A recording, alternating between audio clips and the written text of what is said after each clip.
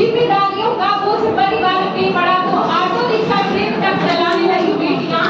साहस के साथ अंतरिक्ष को भी भेद डाला, साहस के साथ अंतरिक्ष को भी भेद डाला। सुना है कि वायुयान भी उड़ाने लगी बेटियां। और कितने उदाहरण लाऊं, और कितने उदाहरण लाऊं। हर एक क्षेत्र शक्ति को आजमाने लगी बेटियां।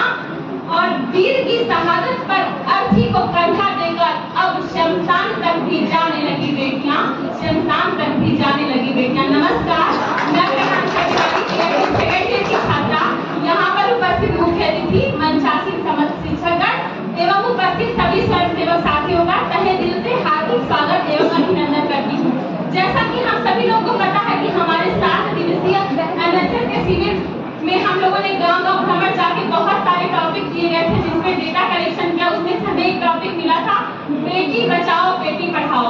तो इस टॉपिक में मैं अपने विचार व्यक्त करना चाहूंगी कि आप लोगों को पता है कि महिला सुरक्षा के सबसे बदतर देशों की लिस्ट में हमारा देश आता है, जो काफी शर्मनाक एवं शोचनीय है।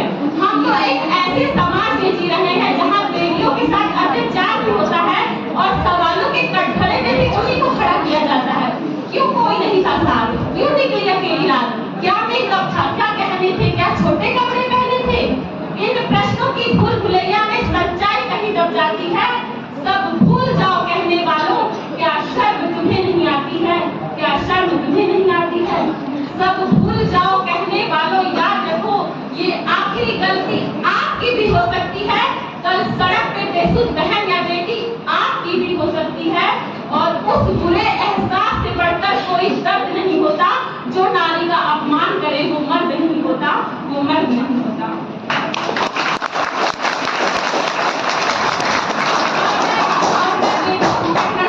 मैं बेटियों के लिए कुछ पंक्तियां निवेदित करूंगी कि हे विरहणी व्यर्थ के आलाप गाना छोड़ दे, हे विरहणी व्यर्थ के आलाप गाना छोड़ दे, वेदना के फिर वही संताप गाना छोड़ दे और कंठ में धर चेतना के स्वर जगा जा तू अलग। वरदान गाहे रागिणी अभिशाप गाना छोड़ दे, वरदान गाहे रागिणी अभिशाप गाना छोड़ दे। और भाषाई सभ्यता से छोटी सी टकरार रही है कि मैं कहती हूँ कि जिस पुरुष को कमजोर समझा जाता है, लोग कहते हैं चूड़ियां पहन लो। जिस पुरुष को बोला जाता है कि तुम चूड़ी पहन लो, तुम ये नहीं कर सकते, तो मैं कहूंगी मेरा प्रश्न है, यदि चूड़ियां मानक है कमजोरी का, तो क्या जगत जननी जगदम्बा को हम चूड़ियां पहनाते? क्या भारत माता के हाथों में चूड़ियां होती? मैं पंक्तियां निवेदित करती हूँ कि क्या दिखाई देती है मुझे चूड़ियां। कलियों सी कोमल हाथों का आधार दिखाई देती है, कलियों सी कोमल हाथों का आधार दिखाई देती है। तलवारों के बीच नाचती धार दिखाई देती है, रणचंडी का वह रणभेदी वार दिखाई देती है। यदि धर्म ध्वजा को हाथ लिए प्रतिकार दिखाई देती है, चट्टाने चिंगारी और अंगार दिखाई देती है।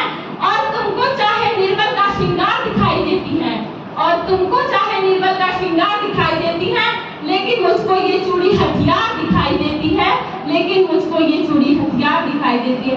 और क्या क्या किया भारतवर्ष में चूड़ियों ने, सुनिएगा, वीरता